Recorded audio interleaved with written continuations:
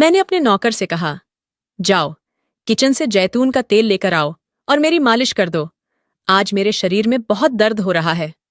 थोड़ी देर बाद वह तेल लेकर आया और मेरे पैरों की मालिश करने लग गया। कुछ देर बाद मैंने उससे कहा कि क्या सिर्फ घुटनों की ही मालिश करते रहोगे, उससे आगे नहीं बढ़ोगे? तो उसने मेरी जांघों की मालिश करना शुरू कर दिया। मेरी बॉडी में करंट दौड़ रहा था। और फिर उसने जैसे ही मेरे उन हिस्सों। हेलो दोस्तों, आज की इस रोमांचक कहानी में आप सभी का स्वागत है। मेरा नाम रेखा है और मैं दिखने में बहुत ही सुंदर हूँ। मेरी नीली नीली आंखें हैं, सुंदर होंठ और कमर के नीचे तक घने और काले बाल हैं। मैं एक बहुत ही सुंदर औरत हूँ। अगर मैं गली से निकलती हूँ तो लोग मुझे मुड़ मुड़ कर देखते हैं।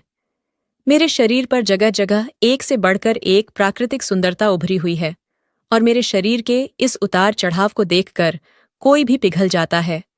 मेरी शादी को 3 साल हो चुके हैं, पर अभी तक कोई भी बच्चा नहीं हुआ है। मेरे पति ज्यादा रोमांटिक भी नहीं है और वह मुझ पर ज्यादा ध्यान भी नहीं देते हैं। मेरे पति एक बिजनेसमैन है और उनका व्यापार बहुत ही अच्छा चलता है। हम बहुत ही अमीर फैमिली से हैं। काम की वजह से मेरे पति ज्यादातर घर से बाहर ही रहते हैं और घर में मैं अकेली रहती हूँ। घर में मैं अकेली बोर ना हूँ, इसलिए हमारे घर में हर तरह की चीजें हैं जिनसे मैं अपना दिल बहला सकती हूँ।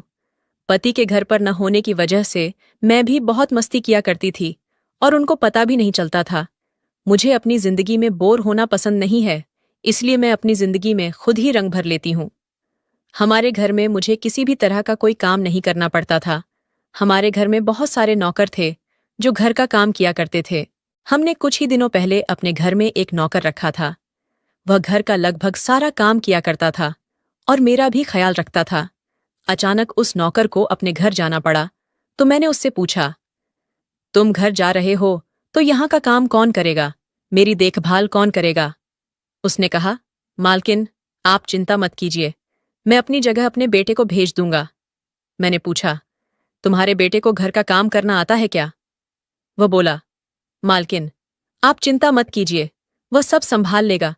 मेरा बेटा बहुत अच्छे से काम करता है।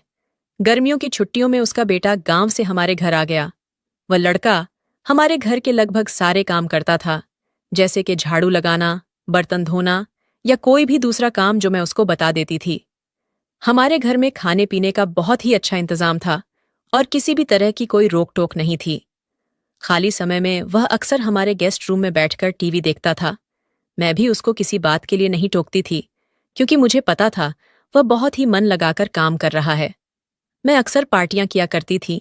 एक बार की बात है कि मैं एक पार्टी से बहुत देर में वापस आई और दूसरे दिन दोपहर के 2 बजे तक सोती रही। मेरे कमरे के पर्दे बंद थे, इसलिए मुझे समझ ही नहीं आ रहा था कि सुबह हो रही है या शाम हो रही है। जब मैं सोकर उठी तो मुझे हल्का हल्का सर दर्द हो रहा था, तो मैंने अपने नौकर को आवाज लगाई और उससे कहा, मुझे 1 कप चाय लाकर दो। थोड़ी देर बाद वह लड़का मेरे पास चाय की एक ट्रे लेकर आया और मेरे बेड के पास खड़ा हो गया। वह मुझे घूर घूर कर देख रहा था। मैंने सोचा, शायद इसने पहले कभी इतनी सुंदर औरत को देखा नहीं है, इसीलिए इस तरह देख रहा है। मैंने उसकी तरफ ज्यादा ध्यान नहीं दिया। मैंने सोचा, अगर देख रहा है तो देखने दो, मेरा क्या ही बिगाड़ लेगा। मैं चाय पीने लगी, पर वह लड़का मेरे पास ही खड़ा रहा और मुझे उसी तरह देख रहा था। थोड़ी देर बाद मैंने उससे पूछा, क्या हुआ, तुमको कोई दिक्कत है क्या? उसने कहा, नहीं मालकिन। तो मैंने कहा, फिर यहां खड़े होकर क्या कर रहे हो? तुमको कोई और काम नहीं है क्या? अब यहां से जाओ, और अगर मुझे किसी चीज की जरूरत होगी तो मैं तुम्हें बता दूंगी। वह तुरंत वहां से चला गया, पर थोड़ी देर बाद मुझे ऐसा लगा कि मुझे उस लड़के के साथ इस तरह का बर्ताव नहीं करना चाहिए था। मैं चाय पीने के बाद फिर से बिस्तर पर लेट गई और रात की पार्टी के बारे में सोचने लगी। पहले तो मैं सीधे लेटी थी, पर थोड़ी देर बाद मैं उल्टे होकर लेट गई। उस नौकर ने फिर से दरवाजा खोला और कमरे के अंदर आ गया। फिर चाय का ट्रे उठाने लगा और मेरी तरफ देखने लग गया। मुझे समझ ही नहीं आ रहा था कि उसके दिमाग में क्या चल रहा है। वह मेरी तरफ ऐसे क्यों देख रहा है? मैंने जैसे ही उसके चेहरे की तरफ देखा तो मुझे समझ आ गया था कि वह मेरी तरफ ऐसे क्यों देख रहा है, और अब मैं भी इस तरह लेट गई थी कि वह मुझे अच्छे से देख सके।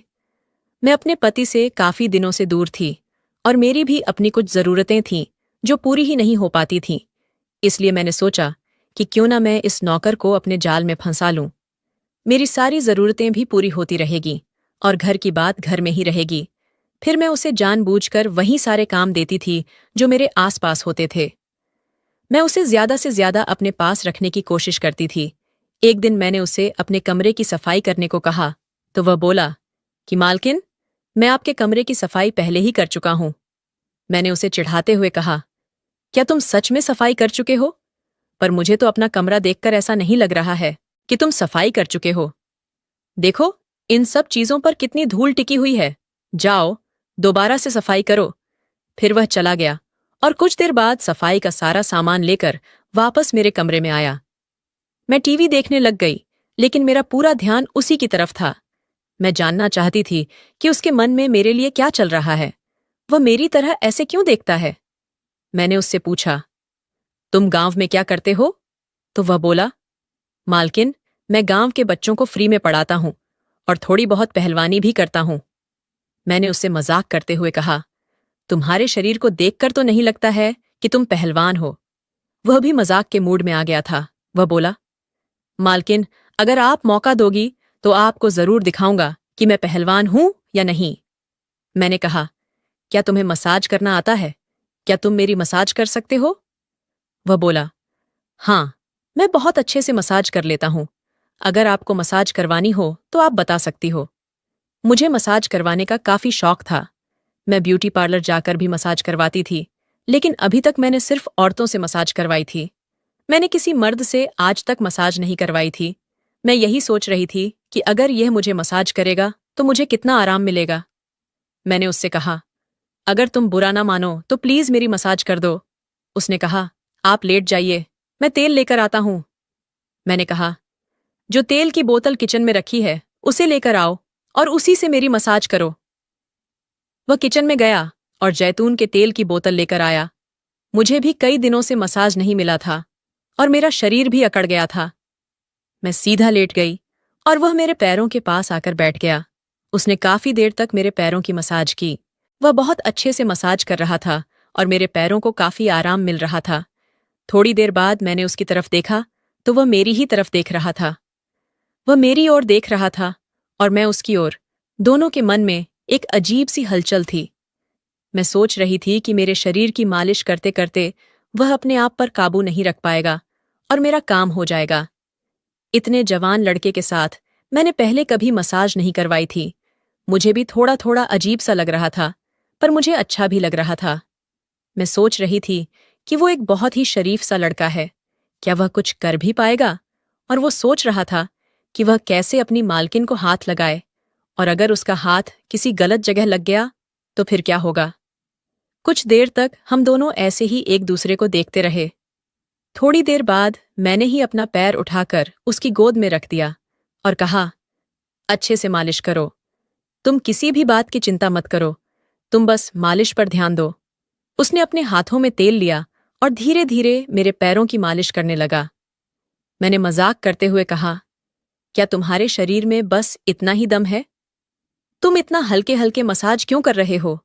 उसने कहा, आप एक औरत हैं और आपका शरीर पहले से ही बहुत नरम और मुलायम है, इसलिए मैं धीरे धीरे मलिक पर रहा हूं ताकि आपको चोट ना लग जाए। मैंने कहा, तुम इस बात की चिंता मत करो और जोर जोर से मालिश करो। उसने पहले मेरी ओर हैरानी से देखा और फिर मुस्कुराने लगा।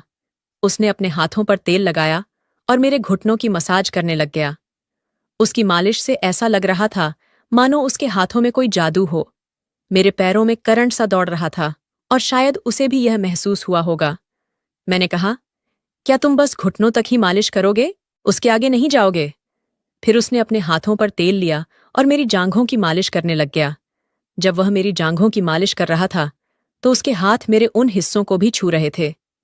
जब उसने मेरे उन हिस्सों को मजाक करना शुरू किया तो उसके कांपते हाथ मुझे साफ महसूस हो रहे थे। वह बहुत डरते हुए मालिश कर रहा था। उस समय मुझे ऐसा लग रहा था जैसे कि मैं 7वें आसमान पर पहुंच चुकी हूं। मसाज करते करते 1 घंटे से ज्यादा हो चुका था। थोड़ी देर बाद वह मुझसे बोला, मालकिन, आप बहुत सुंदर हो और आप बहुत अच्छी भी हो, लेकिन आप दिल की बहुत भोली हो। कल मेरे पापा फिर से काम पर आ जाएंगे और मैं गांव वापस लौट जाऊंगा, पर मैं आपको बहुत याद करूंगा। मैं उसकी ये बात सुनकर बहुत दुखी हो गई थी। मैंने उससे कहा, तुमने मुझे पहले क्यों नहीं बताया कि तुम चले जाओगे? उसने कहा, मालकिन, मैं पहले बताकर भी क्या करता। मैं बस आपसे इतना कहना चाहता हूं कि आप अपनी जिंदगी में खुश रहो। मैंने कभी कभी महसूस किया है कि आप बहुत उदास हो जाती हो और उसी उदासी को खत्म करने के लिए आप पार्टियों का सहारा लेती हो। आप मालिक से बात कीजिए और अपने खराब रिश्ते को सुधारने की कोशिश कीजिए। अगर आज मेरी जगह कोई और होता तो वो आपका फायदा भी उठा सकता था, पर मैंने ऐसा नहीं किया। मैं औरतों की इज्जत करता हूं और आपकी भी उतनी ही इज्जत करता हूं। और इतना कहकर वह चला गया। मैं उसके जाने से काफी दुखी हो गई थी, पर मैं कर भी क्या सकती थी। मैंने धीरे धीरे अपने पति के साथ रिश्ते ठीक किए। मैंने उनसे साफ साफ कह दिया था कि आप मुझे वक्त दिया करिए, मैं आपके बिना बहुत अकेली हो जाती हूँ। मेरे पति भी मेरी बात समझ चुके थे। उनको भी समझ आ गया था कि मेरी भी कुछ जरूरतें हैं जो उनको पूरी करनी चाहिए। कमेंट करके जरूर बताइएगा कि आपको ये कहानी कैसी लगी। अगर आपको ये कहानी पसंद आई हो तो इसे लाइक करें और अपने दोस्तों के साथ भी शेयर करें। आगे भी ऐसी रोमांचक कहानियों के लिए हमारे चैनल को सब्सक्राइब करें और बेल आइकन दबाना ना भूलें।